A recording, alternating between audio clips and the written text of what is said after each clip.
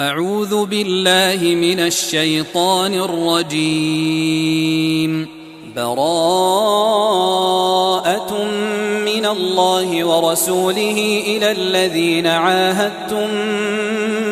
من المشركين فسيحوا في الأرض 4 أشهر واعلموا أنكم غير معجز الله وأن الله مخزي الكافرين. وأذان من الله ورسوله إلى الناس يوم الحج الأكبر أن الله بريء من المشركين ورسوله فإن تبتم فهو خير لكم وإن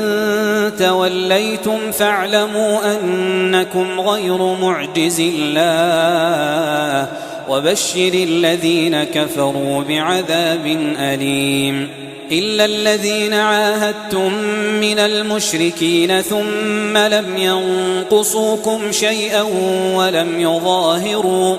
ولم يظاهروا عليكم أحدا فأتموا إليهم عهدهم إلى مدتهم إن الله يحب المتقين. فإذا انسلخ الأشهر الحرم فاقتلوا المشركين حيث وجدتموهم وخذوهم واحصروهم واقعدوا لهم كل مرصد فإن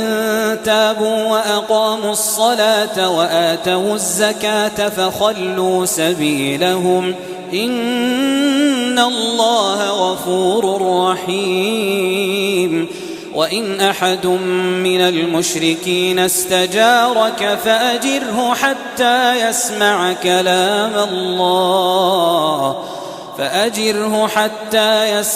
كلام الله ثم أبلغه مأمنه ذلك بأنهم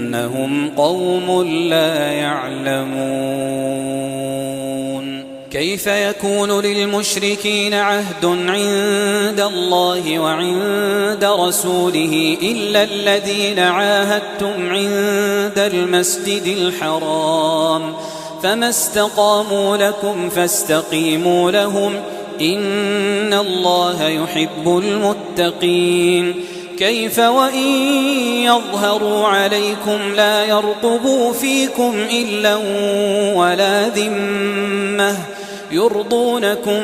بأفواههم وتأبى قلوبهم وأكثرهم فاسقون. اشتروا بآيات الله ثمنا قليلا فصدوا عن سبيله إنهم ساء ما كانوا يعملون. لا يرقبون في مؤمن إلا ولا ذمة وأولئك هم المعتدون. فإن تابوا وأقاموا الصلاة وآتوا الزكاة فإخوانكم في الدين ونفصل الآيات لقوم يعلمون. وإن نكثوا أيمانهم من بعد عهدهم وطعنوا في دينكم فقاتلوا أئمة الكفر إنهم لا أيمان لهم لعلهم ينتهون. ألا تقاتلون قوما نكثوا أيمانهم وهموا بإخراج الرسول وهم بدؤوكم أول مرة أتخشونهم فالله أحق أن تخشوه إن كنتم مؤمنين. قاتلوهم يعذبهم الله بأيديكم ويخزهم وينصركم عليهم ويشف صدور قوم مؤمنين ويذهب غيظ قلوبهم ويتوب الله على من يشاء والله عليم حكيم. أم حسبتم أن تتركوا ولما يعلم الله الذين جاهدوا منكم ولم يتخذوا من دون الله ولا رسوله ولا المؤمنين وليجة والله خبير بما تعملون. ما كان للمشركين أن يعمروا مساجد الله شاهدين على أنفسهم بالكفر أولئك حبطت أعمالهم وفي النار هم خالدون. إنما يعمر مساجد الله من آمن بالله واليوم الآخر وأقام الصلاة وآتى الزكاة ولم يخش إلا الله فعسى أولئك أن يكونوا من المهتدين.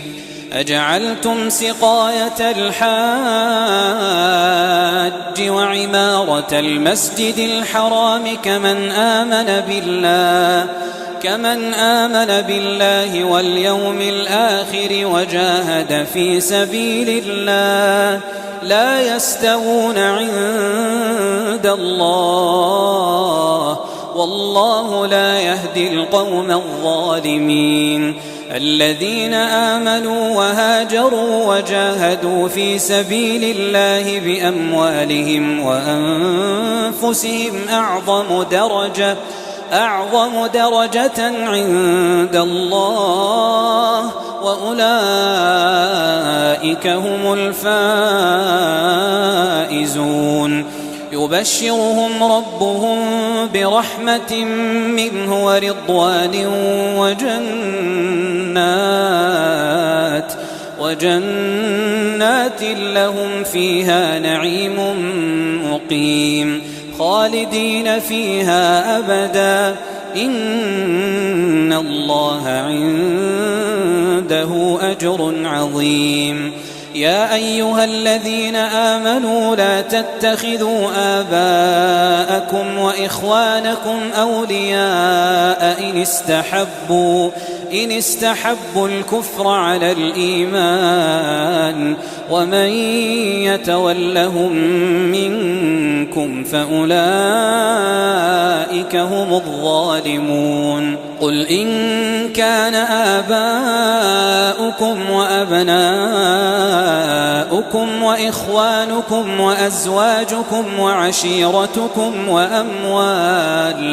وأموال اقترفتموها وتجارة تخشون كسادها ومساكن ترضونها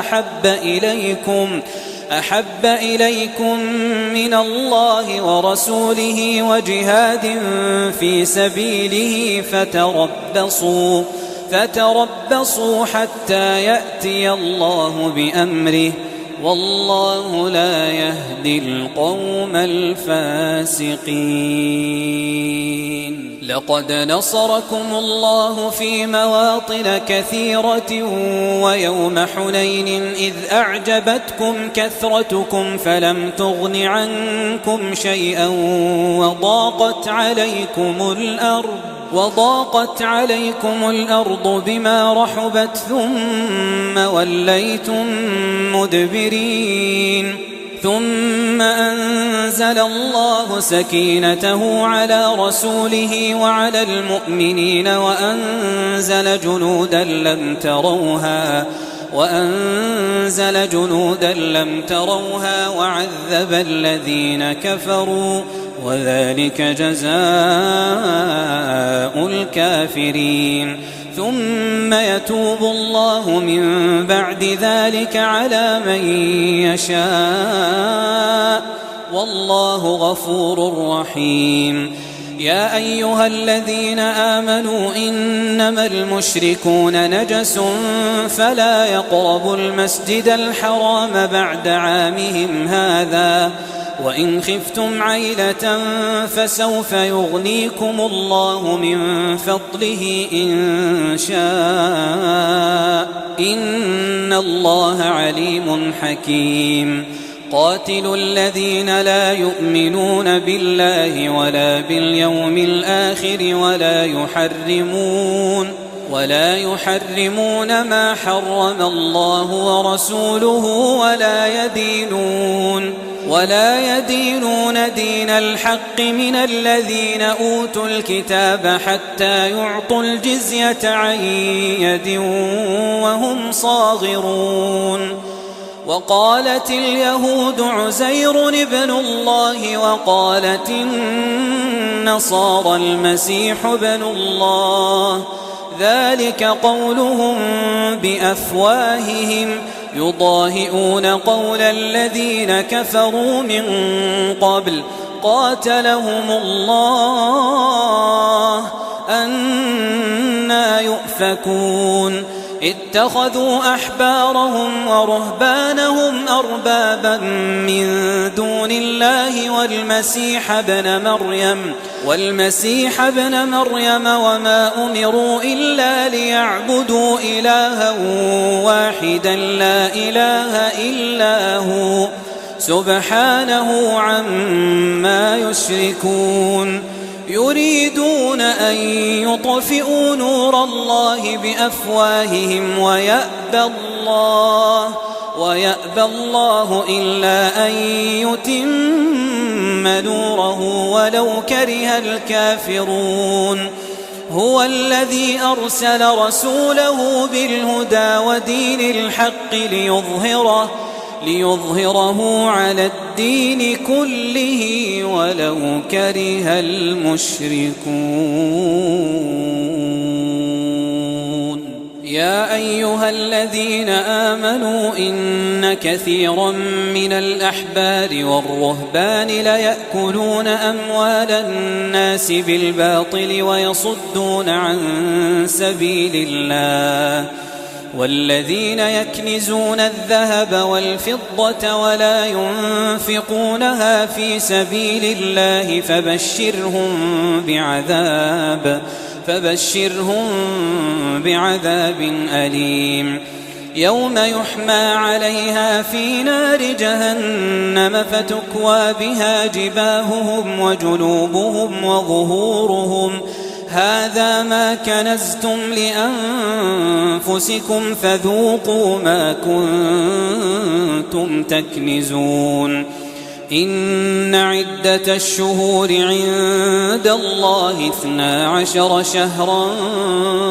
في كتاب الله يوم خلق السماوات والأرض منها 4 حرم، ذلك الدين القيم فلا تظلموا فيهن أنفسكم وقاتلوا المشركين كافة كما يقاتلونكم كافة واعلموا أن الله مع المتقين. إنما النسيء زيادة في الكفر يضل به الذين كفروا يحلونه عاما ويحرمونه عاما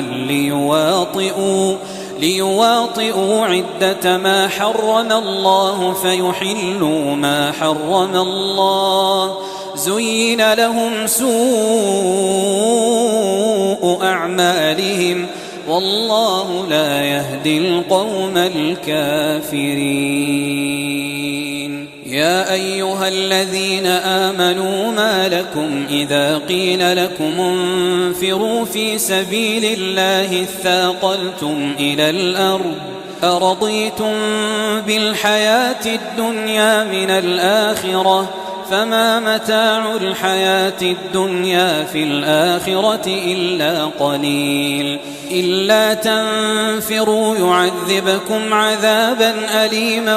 ويستبدل قوما غيركم ولا تضروه شيئا والله على كل شيء قدير. إلا تنصروه فقد نصره الله إذ أخرجه الذين كفروا ثاني اثنين إذ هما في الغار إذ يقول لصاحبه لا تحزن إن الله معنا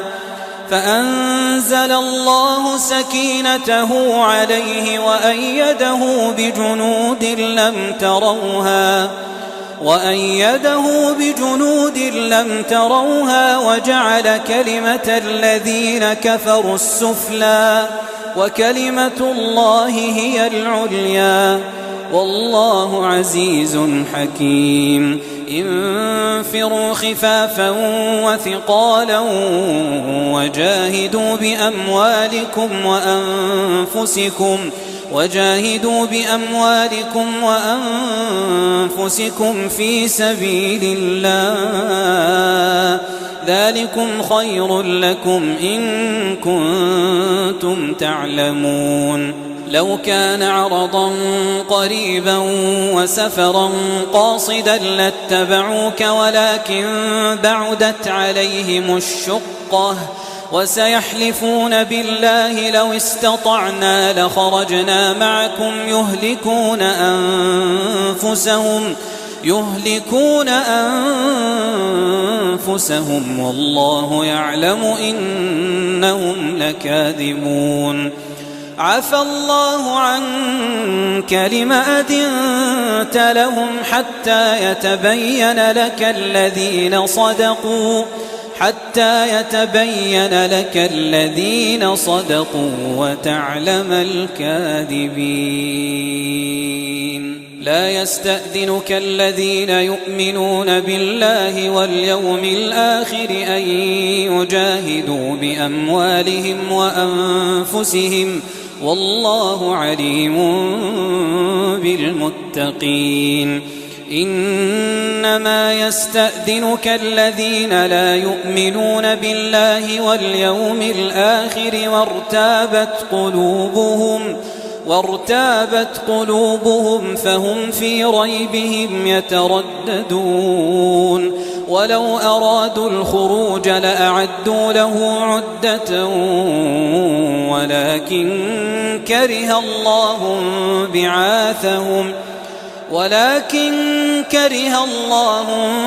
بعاثهم فثبطهم وقيل اقعدوا مع القاعدين لو خرجوا فيكم ما زادوكم إلا خبالا ولأوضعوا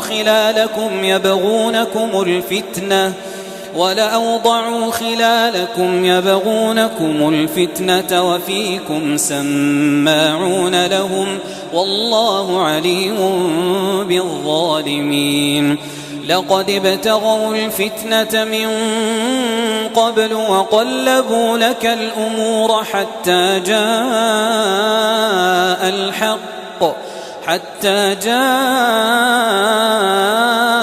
الحق وظهر أمر الله وهم كارهون ومنهم من يقول ائذن لي ولا تفتني ألا في الفتنة سقطوا وإن جهنم لمحيطة بالكافرين إن تصبك حسنة تسؤهم وإن تصبك مصيبة يقولوا قد أخذنا أمرنا من قبل ويتولوا وهم فرحون قل لن يصيبنا إلا ما كتب الله لنا هو مولانا وعلى الله فليتوكل المؤمنون قل هل تربصون بنا إلا إحدى الحسنيين ونحن نتربص بكم أن يصيبكم الله بعذاب من عنده أو بأيدينا فتربصوا إنا معكم متربصون قل أنفقوا طوعا أو كرها لن يتقبل منكم إنكم كنتم قوما فاسقين وما منعهم أن تقبل منهم نفقاتهم إلا أنهم كفروا بالله وبرسوله ولا يأتون الصلاة إلا وهم كسالى ولا ينفقون إلا وهم كارهون فلا تعجبك أموالهم ولا أولادهم إنما يريد الله ليعذبهم بها في الحياة الدنيا وتزهق أنفسهم وهم كافرون ويحلفون بالله إنهم لمنكم وما هم منكم ولكنهم قوم يفرقون لو يجدون ملجأ أو مغارات أو مدخلا لولوا إليه وهم يجمحون ومنهم من يلمزك في الصدقات فإن أعطوا منها رضوا وإن لم يعطوا منها إذا هم يسخطون ولو أنهم رضوا ما آتاهم الله ورسوله وقالوا حسبنا الله سيؤتينا الله من فضله ورسوله إنا إلى الله راغبون إنما الصدقات للفقراء والمساكين والعاملين عليها والمؤلفة قلوبهم وفي الرقاب والغارمين وفي سبيل الله وابن السبيل فريضة من الله والله عليم حكيم ومنهم الذين يؤذون النبي ويقولون هو أذن قل أذن خير لكم يؤمن بالله ويؤمن للمؤمنين ورحمة للذين آمنوا منكم والذين يؤذون رسول الله لهم عذاب أليم يحلفون بالله لكم ليرضوكم والله ورسوله أحق أن يرضوه إن كانوا مؤمنين ألم يعلموا أنه من يحادد الله ورسوله فأن له نار جهنم خالدا فيها ذلك الخزي العظيم يحذر المنافقون أن تنزل عليهم سورة تنبئهم بما في قلوبهم قل استهزئوا إن الله مخرج ما تحذرون ولئن سألتهم ليقولن إنما كنا نخوض ونلعب قل أبالله وآياته ورسوله كنتم تستهزئون لا تعتذروا قد كفرتم بعد إيمانكم إن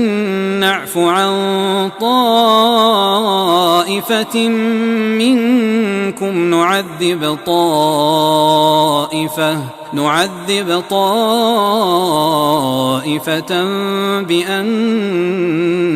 كانوا مجرمين المنافقون والمنافقات بعضهم من بعض يأمرون بالمنكر وينهون عن المعروف ويقبضون أيديهم نسوا الله فنسيهم إن المنافقين هم الفاسقون وعد الله المنافقين والمنافقات والكفار نار جهنم خالدين فيها هي حسبهم ولعنهم الله ولهم عذاب مقيم كالذين من قبلكم كانوا أشد منكم قوة وأكثر أموالا وأولادا فاستمتعوا بخلاقهم فاستمتعتم بخلاقكم كما استمتع الذين من قبلكم بخلاقهم وخضتم كالذي خاضوا أولئك حبطت أعمالهم في الدنيا والآخرة وأولئك هم الخاسرون ألم يأتهم نبأ الذين من قبلهم قوم نوح وعاد وثمود وقوم إبراهيم وأصحاب مدين والمؤتفكات أتتهم رسلهم بالبينات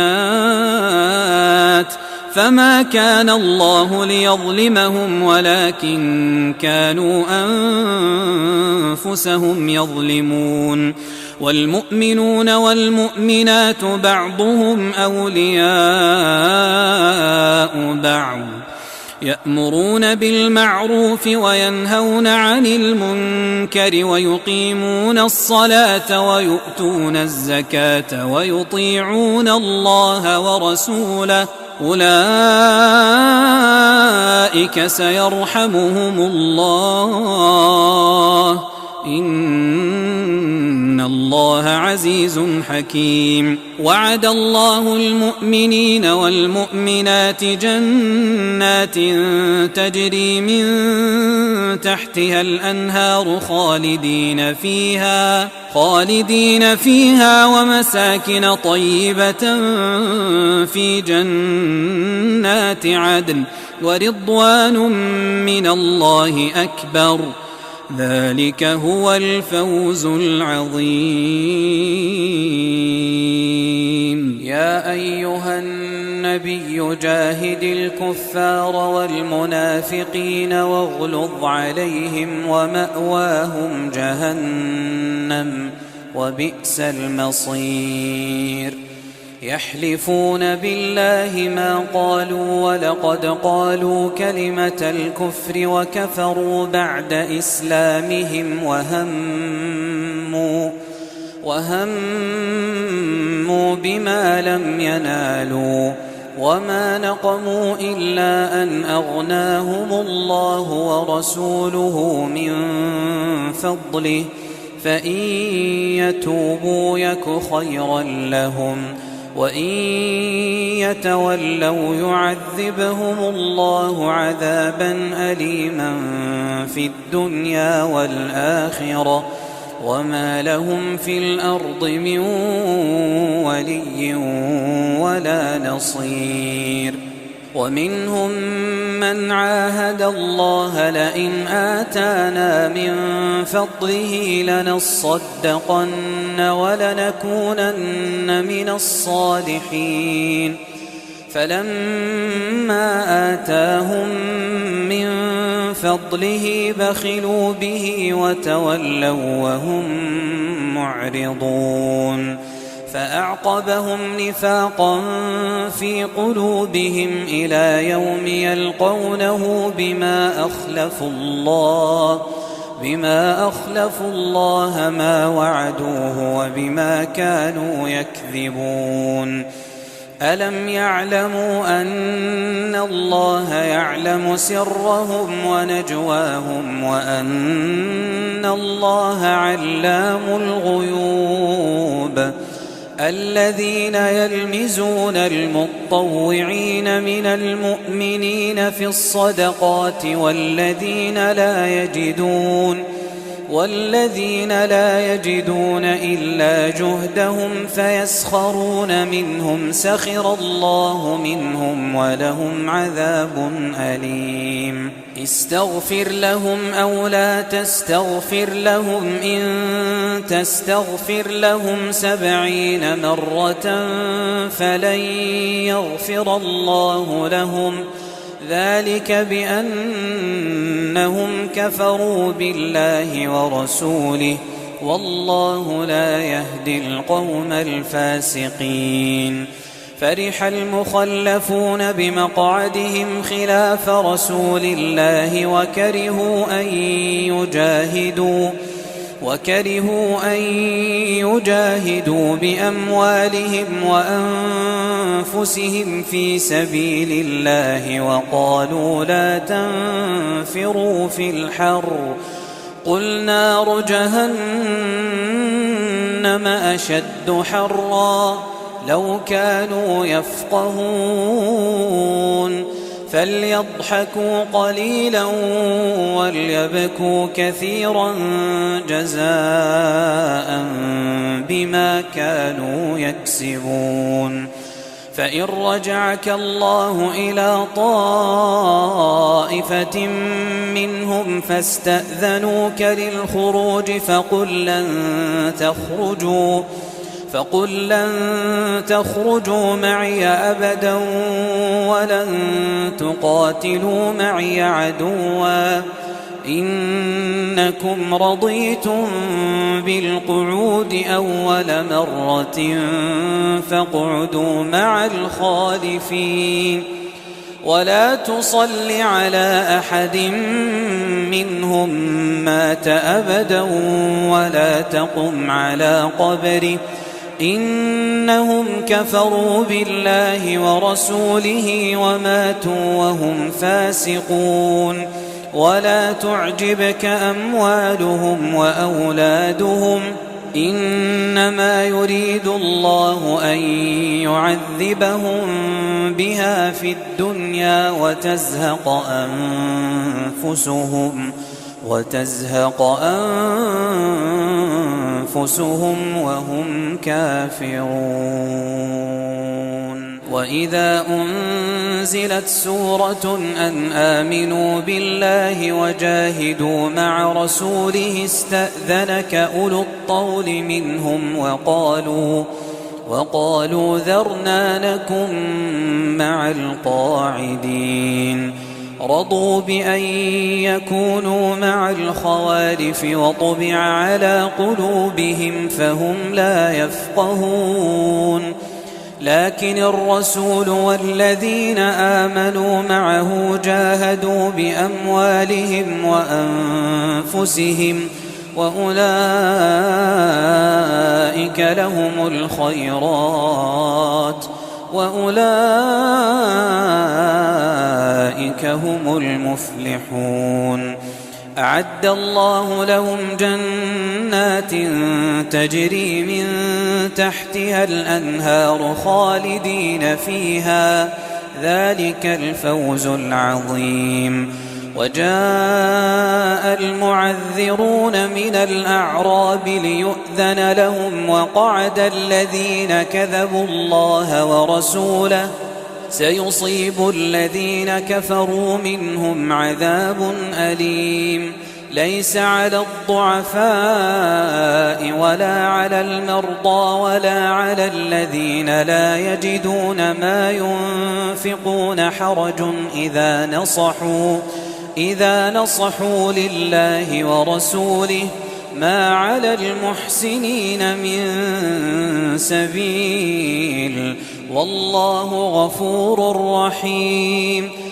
ولا على الذين إذا ما أتوك لتحملهم قلت لا أجد ما أحملكم عليه تولوا وأعينهم تفيض من الدمع حزنا ألا يجدوا ما ينفقون إنما السبيل على الذين يستأذنونك وهم أغنياء رضوا بأن يكونوا مع الخوالف وطبع الله على قلوبهم فهم لا يعلمون يعتذرون إليكم إذا رجعتم إليهم قل لا تعتذروا لن نؤمن لكم قد نبأنا الله من أخباركم وسيرى الله عملكم ورسوله ثم تردون إلى عالم الغيب والشهادة فينبئكم بما كنتم تعملون سيحلفون بالله لكم إذا انقلبتم إليهم لتعرضوا عنهم فأعرضوا عنهم إنهم رجس ومأواهم جهنم جزاء بما كانوا يكسبون يحلفون لكم لترضوا عنهم فإن ترضوا عنهم فإن الله لا يرضى عن القوم الفاسقين الأعراب أشد كفرا ونفاقا وأجدر ألا يعلموا حدود ما أنزل الله على رسوله والله عليم حكيم ومن الأعراب من يتخذ ما ينفق مغرما ويتربص بكم الدوائر عليهم دائرة السوء والله سميع عليم ومن الأعراب من يؤمن بالله واليوم الآخر ويتخذ ما ينفق قربات عند الله وصلوات الرسول ألا إنها قربة لهم سيدخلهم الله في رحمته إن الله غفور رحيم والسابقون الأولون من المهاجرين والأنصار والذين اتبعوهم بإحسان رضي الله عنهم ورضوا عنه وأعد لهم جنات تجري تحتها الأنهار خالدين فيها أبدا ذلك الفوز العظيم وممن حولكم من الأعراب منافقون ومن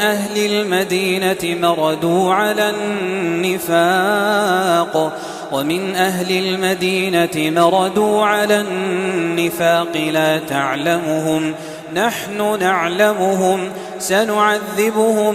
مرتين ثم يردون إلى عذاب عظيم وآخرون اعترفوا بذنوبهم خلطوا عملا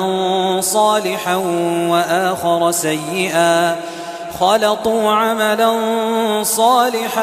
وآخر سيئا عسى الله أن يتوب عليهم إن الله غفور رحيم خذ من أموالهم صدقة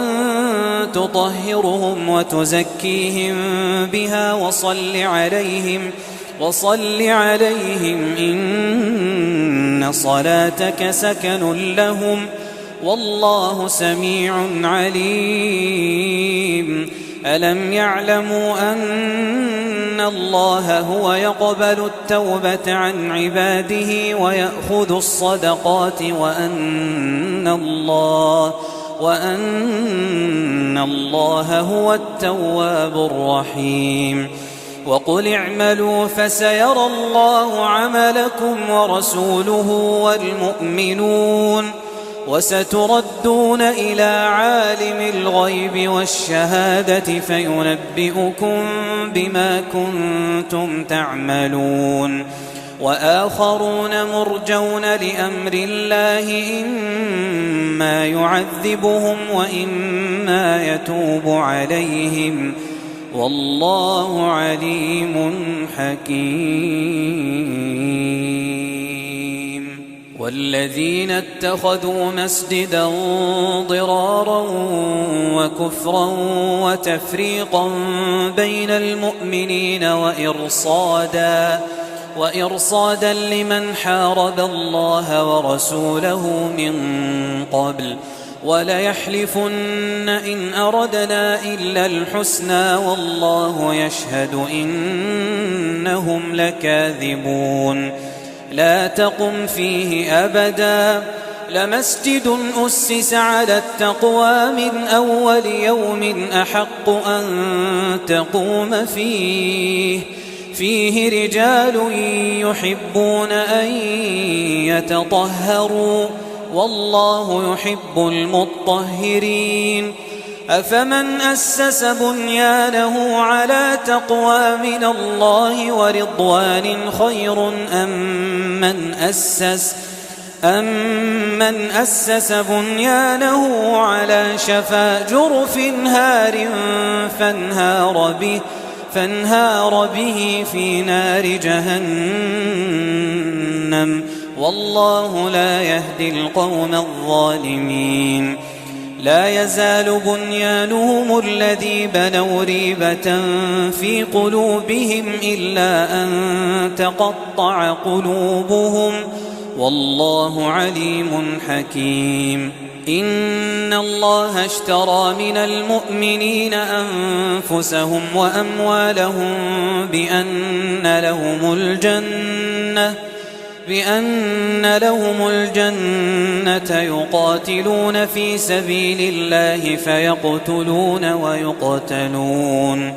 وعدا عليه حقا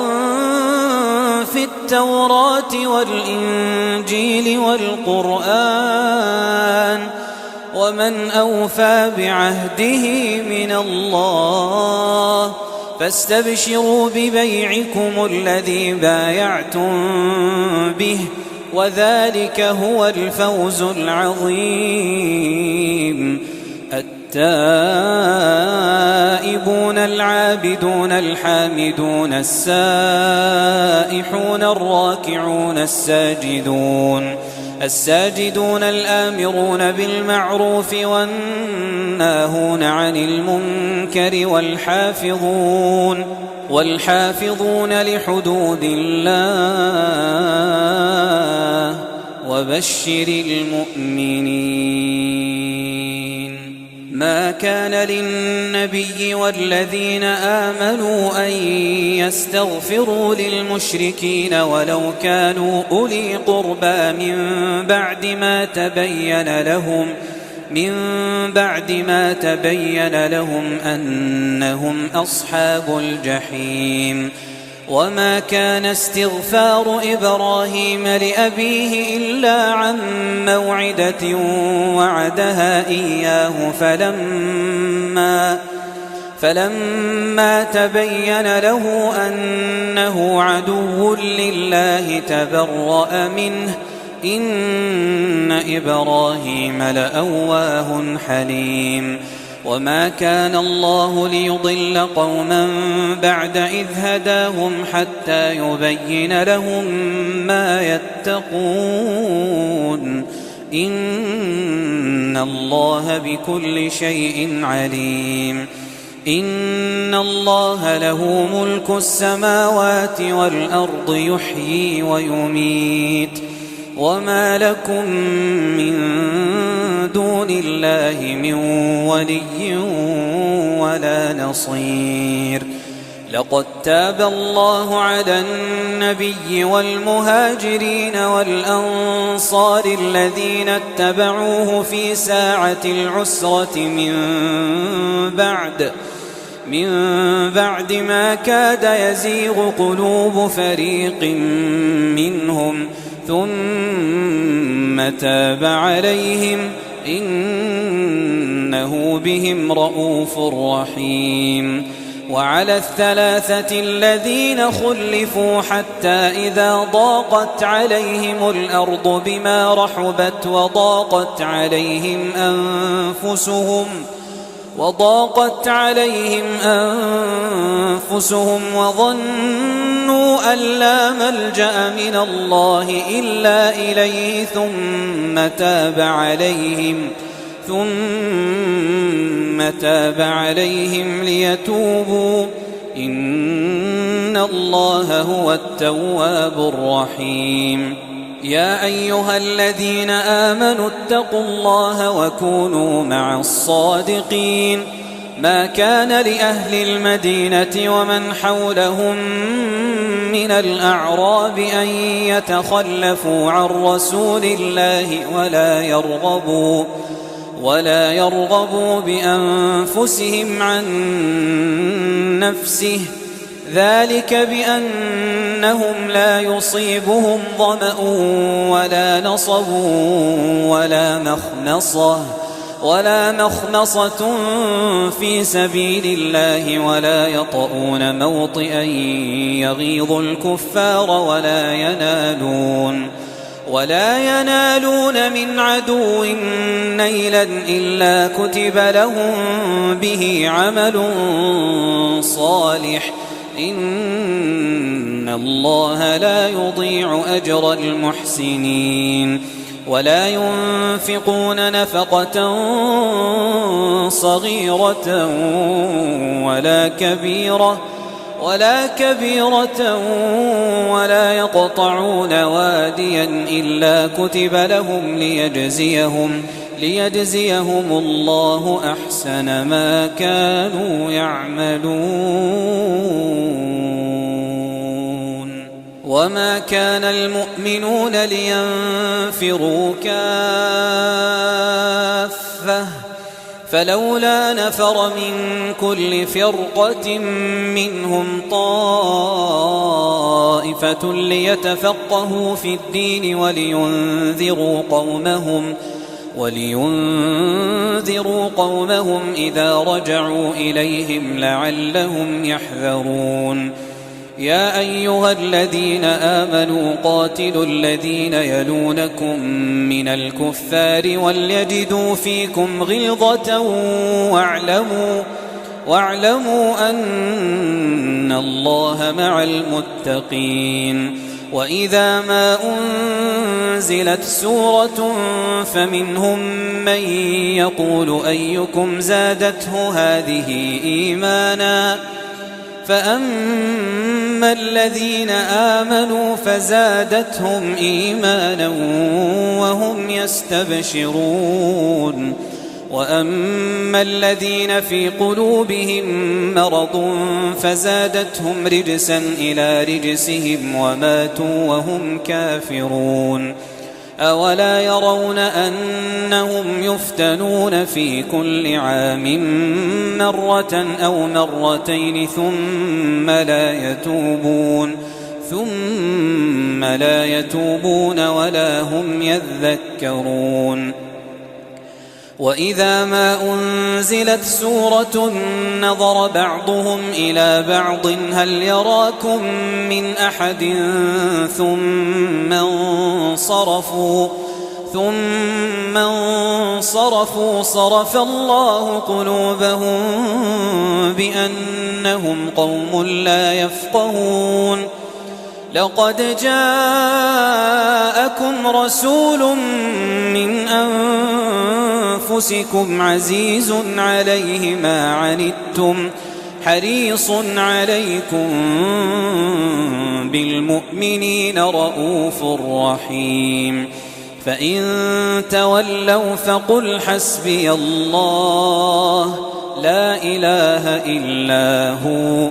عليه توكلت وهو رب العرش العظيم.